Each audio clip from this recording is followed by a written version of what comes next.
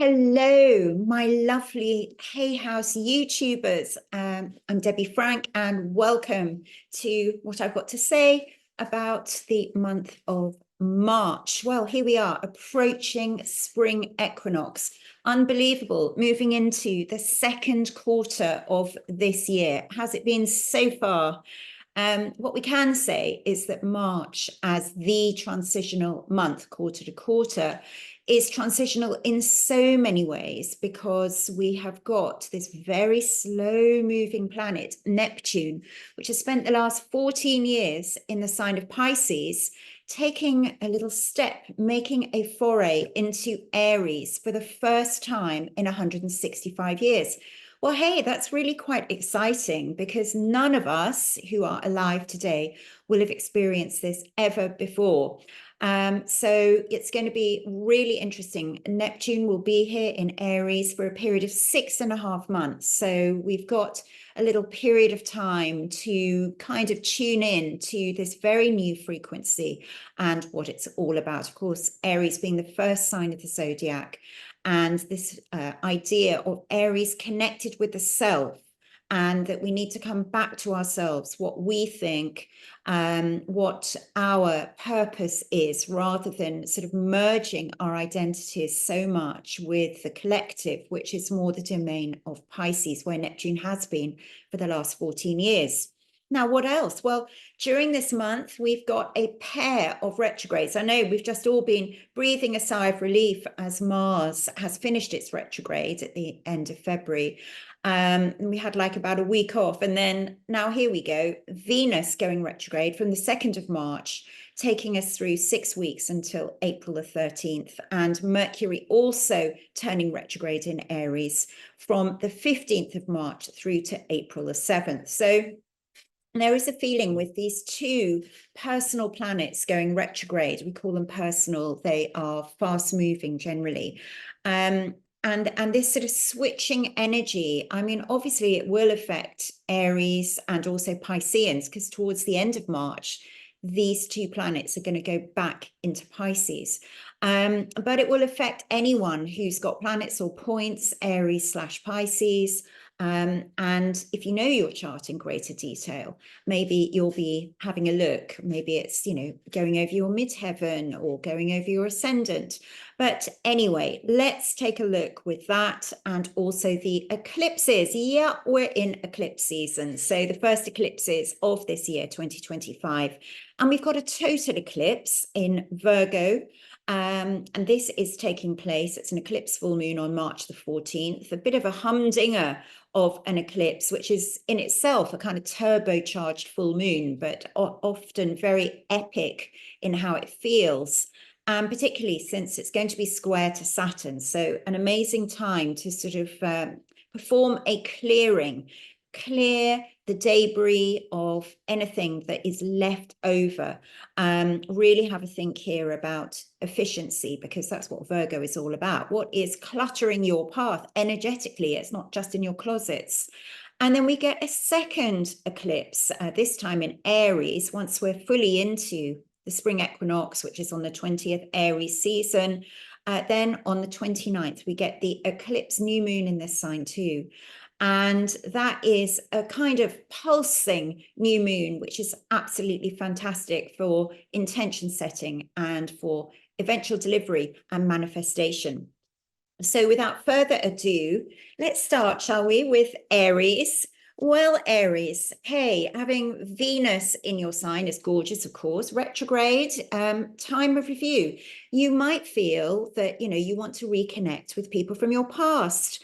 And in fact, talking about the past, the last time that Venus was in reverse in your sign was in 2017 at springtime as well. So if you go back to have a look at that, if you can remember it, it might be that it's got some flavor, some resonance. It might not be the same people, but there's just this sense of a reconnection with that time in your life. It's also Venus to do with values and money as well. So it's all about, what you want, what you have, what you value value the most in your life, and your love language, your love pattern, your love history. So because Venus is in your first house, your solar first house as an Aries, this is also about how you look and how you present yourself to the world. So new haircuts all round and new clothes. Hey, well, anyway, don't go crazy. But yeah, there's that urge to put your best foot forward and to have a bit of a revamp. So Mercury going retrograde in your sign from the 15th, plans, yeah, of course, might get a little clunky. You might want to rethink certain things. And there also might be ideas from the past that come back to you, people from the past getting in touch. Hey, what about this? I know that we've shelved it, but you know what? I think there's life in this. So you start to think about that again. As I mentioned before, this eclipse full moon is all about clearing, especially for you. So it's about practicalities, what's kind of in the way, what might be blocking you, and how to kind of expedite things. The eclipse new moon in your own sign, March the 29th, is the big aha. That's actually fantastic. If you have a birthday around that time, it's going to be even more important.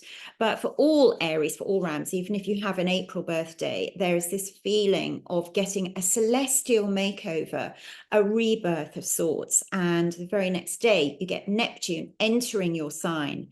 As I mentioned earlier, for the first time in 165 years. So your vibration is going to be shifting. There's something quite extraordinary about this Neptunian energy. It's very much the planet of creativity. It's very spiritual. It's very soulful. Don't be, scared to just let go of that, warrior fight energy just for a bit, and tune into the soft power of Neptune, and to obviously tune into the universe and see what kind of subtle signals and synchronicities are being sent your way. So we move on to Taurus now, the bull. And yeah, this Venus, your ruling planet, and Mercury, both of them going retrograde in a very hidden area of your chart. So it might be that you want to go quiet or kind of operate behind the scenes during this time. And maybe you're just very busy in your own space. You've got things to think about. There's nothing wrong with just going into that sort of inner sanctum space and adopt that wait and see. Don't be in a hurry, don't be in a rush, just kind of process things and, be in your soulful place rather than very busy trying to do things and make things happen. Now, the eclipse full moon is actually in a really powerfully creative, enjoyable, even romantic area of your chart. And this is about, your own talents, Taurus, and also the joys and the love of life, of people, of the things you adore. So don't forget to tap into that. Could be some kind of, connection here with someone or something which is very heartfelt. So we go through the month and later into this sense of the Aries season, and this whole sense that actually, as Neptune is going to move in here, as we get the eclipse new moon in here, it's all about the higher realms. It's about, okay, how can you actually connect with divine inspiration and your own intuition? So as a Taurus, of course, you're an earth sign. You like to be very practical, and yet you do have that side to you that can just, kind of go higher and access your own higher self. So that's what this is all about. It's going to be fascinating over the next 6.5 months, in particular with Neptune here, but also, of course, from 2026, when Neptune comes back. You've got, 14 years of Neptune in this position, and it's really going to be about this expansion in your awareness and your feeling of connection with the universe and unseen dimensions. So Gemini, well, it's all about people for you. We're looking at, this retrograde energy. Again, people from the past, the friendships, thinking about picking up with people who you've dropped or who've, disappeared from your life. You might think, yeah, that was for a good reason. Or you might think, you know what, yeah, there's still a lot of value here, and I want to play catch up. There's also this sense with the Sun conjunct Saturn on the 12th of March, and this is in your career/goal place in the solar chart. It's all about who you are in the world. It's something of an important decision, even though there's this Mercury retrograde coming up. There's this feeling that you do want to get your ducks in a row, that you do want to think about where you're going in life and make a commitment here. And of course, very soon after that, we're going to get this eclipse full moon. And this is about your work-life balance. It's about, okay, if I do commit to, actually pouring my energy into this in the world, what about my personal life? What about family and home affairs? So it's about the balance of that. But in the second half of the month, this Neptune energy is really going to be about you wanting to be amongst the kinds of people who share your imagination, Gemini, and your creativity and your ideals, really. End of the month, new introductions, lots of new people coming in here. And this feeling that, you actually want this creative and spiritual connection. So it's not just a sense of that big, wide net where anyone, open door policy. I mean, of course, it's always going to be a very friendly sign, but it's more about the meaningful ones. So that will really strike you, I think, towards the end of the month and beyond. Have a great March. Cancer. Well, the good news with Mars now moving forwards in your sign, that you are firing on all cylinders, firing on all pincers, shall we say, Cancer. And, this is going to continue for you all the way through March and up until April the 18th. Mars moving forwards is fantastic. There's this sense that you want to really get things done. However, of course, there's that caveat of the Mercury-Venus retrograde. So you're kind of like, yes, I'm going to make this decision. We're going to go in this direction. And yet there are some shifting sands going on there. I mean, Mercury retrograde, Venus retrograde, it doesn't mean that things become impossible. It's just that, they're kind of a bit more convoluted, circuitous, extraordinary. There's a kind of interruption to linear thinking, but being a water sign, well, you're fine with that because you operate mainly on intuition anyway. And there's this feeling that you can just tune in and find the right way to go about what you want to get done. So yeah, there's a sense here of ideas popping. The eclipse full moon is all about that. It's highly creative, and there are people who want to sort of share in them, exchange things with you. So it's a lot of communication. And Aries season, spring equinox, well, the eclipse that will come up here is very much about, this sense of the handover period of endings and beginnings, putting closure on some things, opening others up. Neptune here from the 30th, you actually want to help other people. Neptune is about where can I give? What have I got to give? So I think that's really a beautiful thing. It kind of amplifies your sense of purpose. So it's not all about ego. It's very much about what is my true soul purpose for being here in the world. Very interesting. So Cancer, have a great March.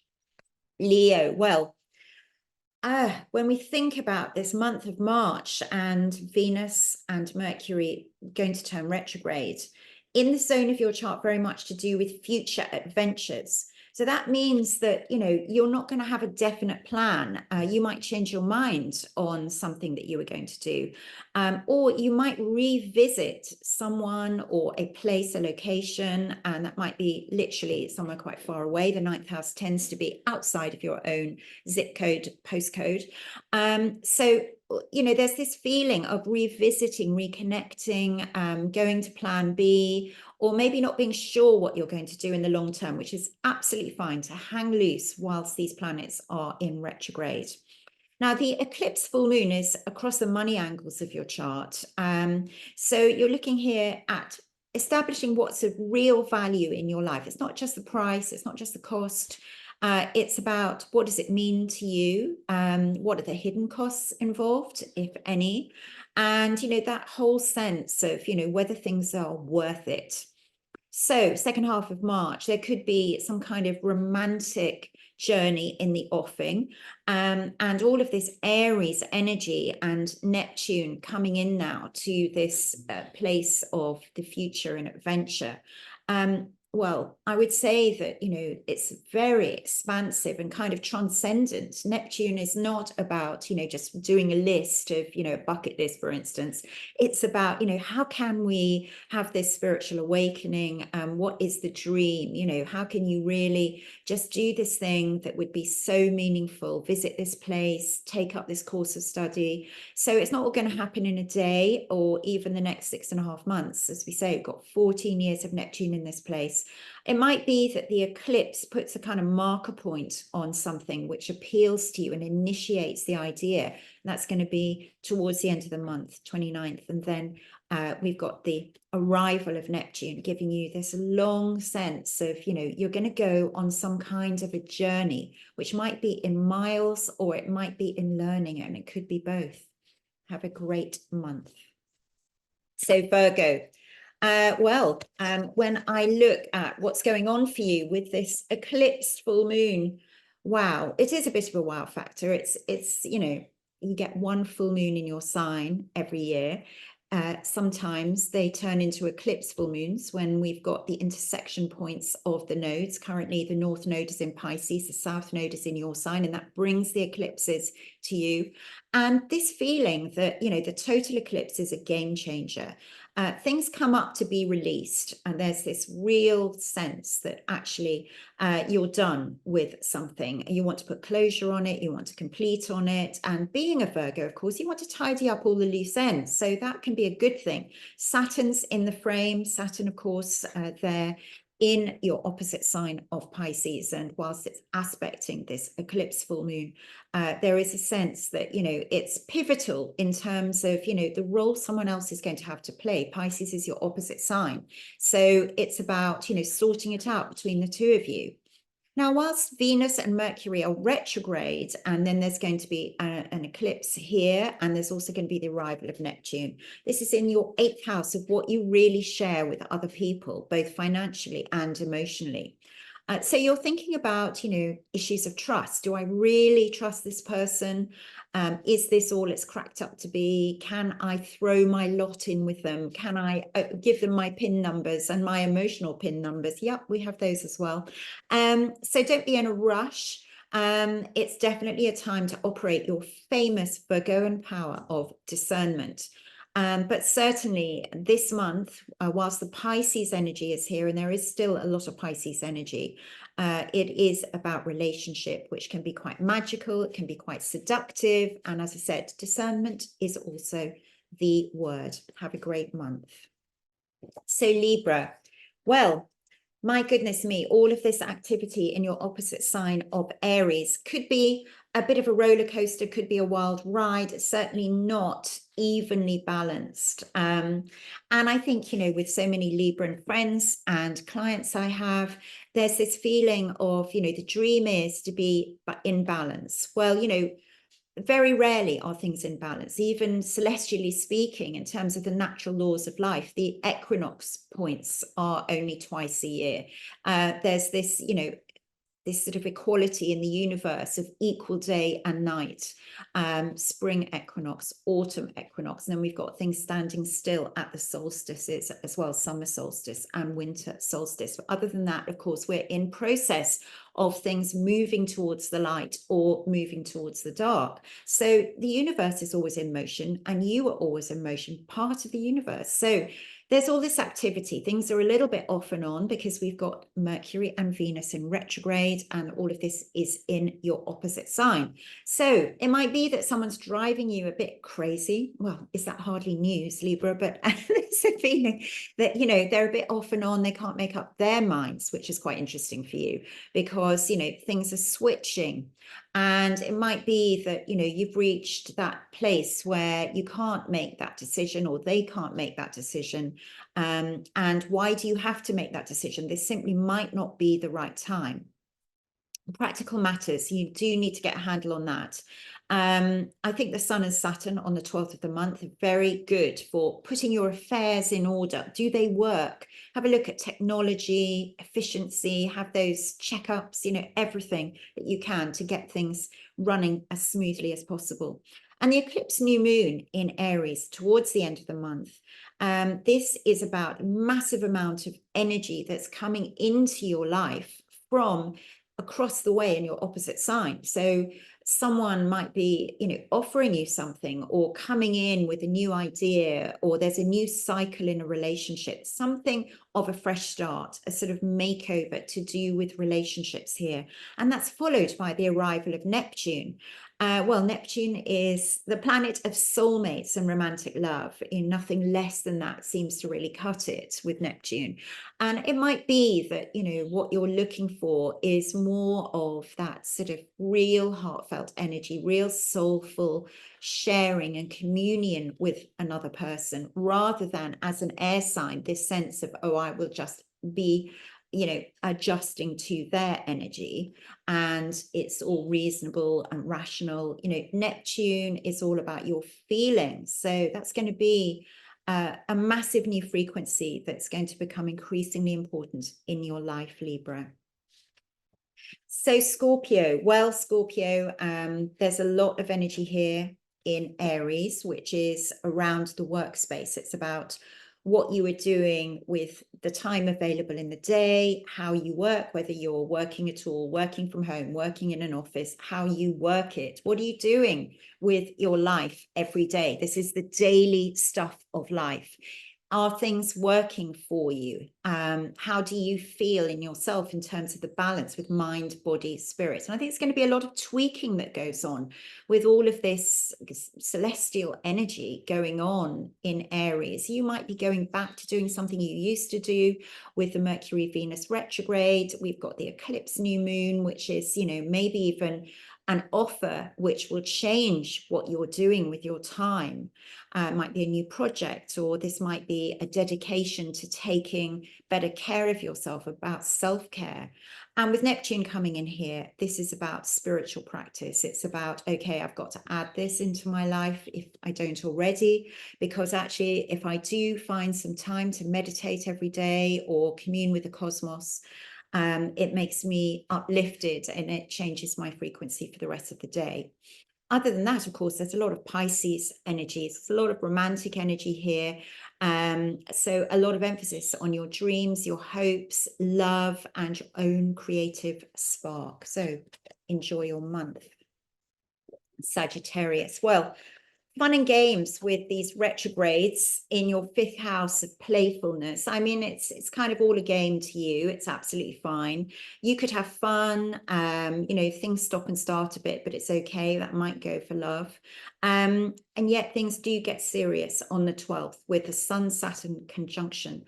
And that's in the most personal domain of your chart. This could be something to do with where you live or family matters, that kind of thing, a major milestone being reached or something to do with the property.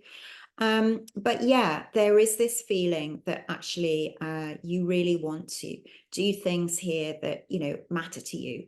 And we've got the eclipsed full moon as well. And that is also drawing your attention to, again, the work-life balance. And, you know, are you running yourself ragged, doing things out in the world? Do you have enough me time? Back to that sense of inspiration at the spring equinox, and Aries season is all about the wow factor, having fun, which is just the way you like it. Neptune moving in here from the 30th for the long haul is going to encourage you to do those things that make you kind of engage with being in the flow. This isn't about galloping at a million miles an hour. It's just about, you know, experiencing these pockets of bliss, being fully absorbed in something that you absolutely love. So that will be really great. So Capricorn.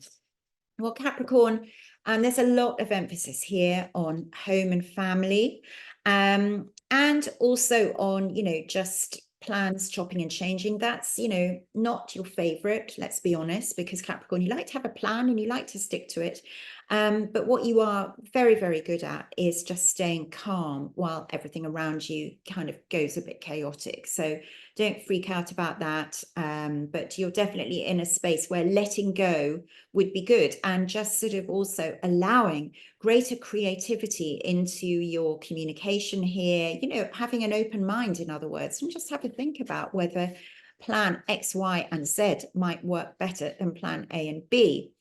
So the 29th, the eclipse that's coming in here on the 29th is about the home domain, your personal life, family matters. So there could be a new beginning, the seed planted. I'm thinking about fertilization seed. Yes, we might be talking about pregnancy for you, for someone close to you, for family matters, but also the fertilization of something to do with the inner you and your home life. You might be doing a makeover in your home. You might be moving the furniture around, moving home, and having a bit of a personal rebirth on some level.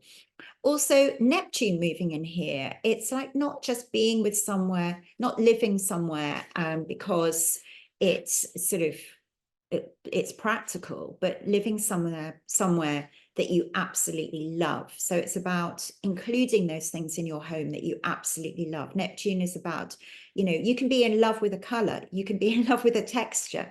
So, what is it that you could bring into your life, into your home and your environment that you absolutely love? Now, when we're looking at Aquarius, your next door neighbor sign, a lot of this energy is in your communication zone. So there's a lot of talking, and there could be a lot of stalling in the communication and the discussions, where it'd be like, we're not so sure now. We're going to press the pause button or even press the mute button. Sometimes people disappear a little bit with the Mercury-Venus retrograde, or you go back to talking to someone that you've lost touch with. A lot of this Pisces energy is very much about money. It's about, okay, how are you going to earn it? What are you going to spend it on? Are you going to save? How much are you being paid? What have you got? What do you like to have? So everything to do with material values, but also your own skill set. This is about how much am I worth, and can that be measured and judged by material matters? You are worth it. So we've got this sense that, you need to up your level of self-value. And the eclipse on the 29th of this month, very much about implanting of ideas. So as an Aquarian, as a water bearer, you're very much someone who tends to come up with these, I call the genius thinking, outside of the box, something new. So, there's something here that's being talked about. It's really going to grab you, Aquarius. And there's this feeling of excitement about it. And, that people are kind of much more open-minded. And Neptune moving in here, again, very creative, very inspiring, as if you can literally sort of channel and download ideas. How exciting is that? So we look at Pisces. Well, it is Pisces season right up until the 20th of March, when Aries season begins. So you're in your place. You're in the place where you shine bright. The sun is in your sign. There's also so many other planets in your sign. We've got a massive lineup of planets in your sign that was here in February, a lot of them still with you. There's a lot of Neptune energy, which is about, the spiritual capacity to sort of go with the flow, let go, and understand things from a more sort of spiritual perspective. Also, Saturn in your sign can bring us to a crunch point. So on the 12th, the Sun and Saturn meet in your sign. So on the one hand, Neptune sort of puts you in touch with the magic. And when Saturn is being felt very strongly on the 12th, then you're moving to a more practical way of thinking and, much more decisive. So the big news for Pisces is that Neptune finally, after having spent 14 years in your sign, is moving out, leaving you, bidding you adieu. And, this is absolutely an incredible feeling. It is coming back though, coming back on the 22nd of October, but you've got 6.5 months, something you haven't had for the last 14 years. And, there's this feeling of, just kind of finding your bearings again, because you are ruled by Neptune. You're very much attuned to Neptune.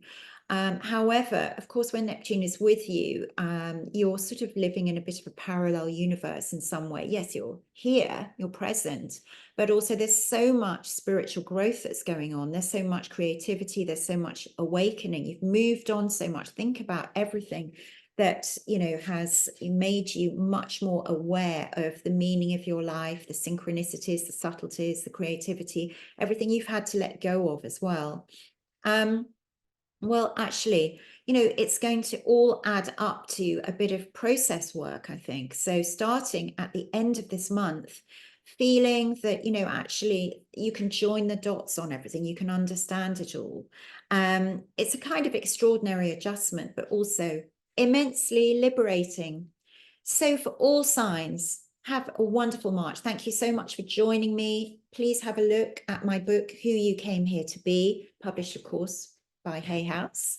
And I'm busy writing my next book for them as we speak. If you'd like to have a personal reading with me, please contact me either on Instagram, Debbie Frank Astrology, or contact me via my website, debbiefrank.com.